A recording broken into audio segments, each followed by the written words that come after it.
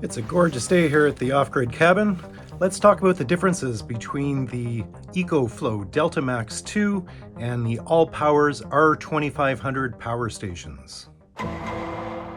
One of the most obvious difference between the Allpowers 2500 and the EcoFlow Delta Max 2 is the size. The EcoFlow is literally about half the size. You know, same height, but width-wise, you know.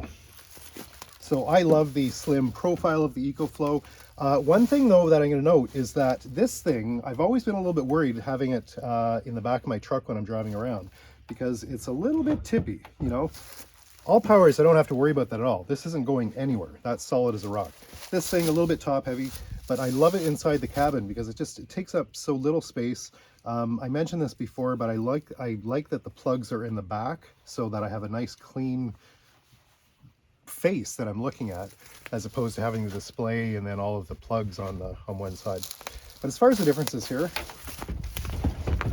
as far as your outlets go, they're pretty darn similar. Differences are that the Allpowers has these protective rubber pieces on the front, which is good. I'm going to mention though, and I'm being a little bit picky here, usually I am above the Allpowers and I'm looking down at it, and because these plugs flip up like this, it's actually hard to see what you're trying to plug in there. So that's one thing. EcoFlow doesn't have the protective covers. It has one on the cigarette port and then a couple on the back.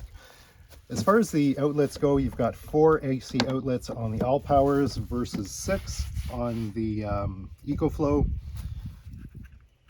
EcoFlow has 2 solar inputs as opposed to 1 on the Allpowers. And as far as your USB ports,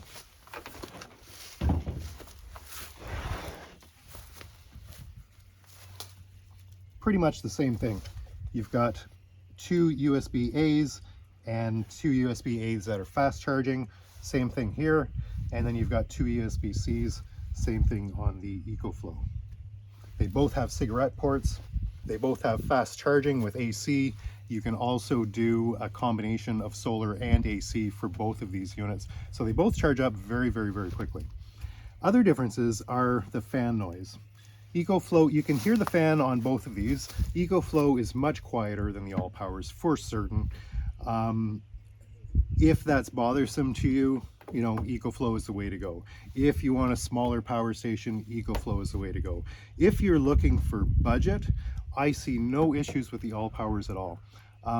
With the exception of the idle power consumption and the fan, if primarily you're using this just as a standby in case the grid goes down and you want this as a backup, I think this is an exceptional deal for the money. This one, I would still not change my mind, and I'm still happy that I bought the EcoFlow. Reasons are lower fan noise.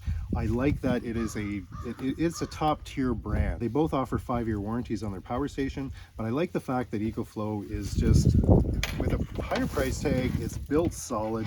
You know you're getting a quality product, and you're gonna pay for the extra features this has, the portability, the lower fan noise, the maybe the more efficient use of the power, although I can't speak to that. I've done a little bit of reading online, and apparently the EcoFlow has a better technology.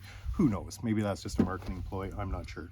I think that the Allpowers is great if you're on a budget, if you can afford the extra bucks. EcoFlow is the way to go, or Blue Eddy, Anchor, any of the sort of the bigger names.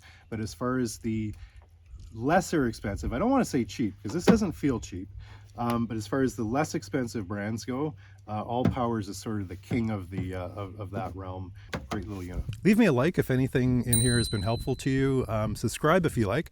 I'm always creating new off-grid content and looking forward to sharing new experiences in the woods with you. Happy off-gridding, guys. Cheers.